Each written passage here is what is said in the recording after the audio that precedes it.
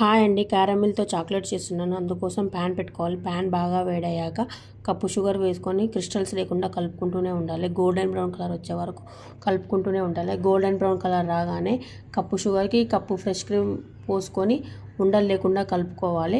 కలుపుకున్న తర్వాత brown colour వచ్చాక ఒక గిన్నె తీసుకొని ఆ గిన్నెలో వాటర్ పోసుకొని పాకం వచ్చిందో రాలేదో చూసుకోవాలి. పాకం వచ్చిందంటే ఉండలాగా కడుతుంది. ఉండలాగా కట్టాక బటర్ వేసుకోవాలి.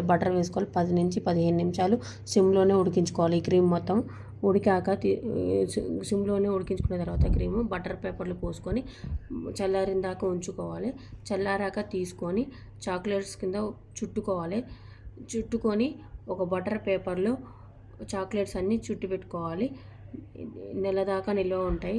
ఆశా చాక్లెట్ల ఫ్లేవర్ వస్తుంది. పిల్లలు ఇష్టంగా తింటారు. చాలా బాగుంటాయి. ఇలా ట్రై చేయండి. నచ్చితే లైక్ చేయండి, షేర్ చేయండి, సబ్స్క్రైబ్ చేసుకుని లైక్ చేయడం వల్ల చాలామందికి రీచ్ అవుతుంది. Bye friends.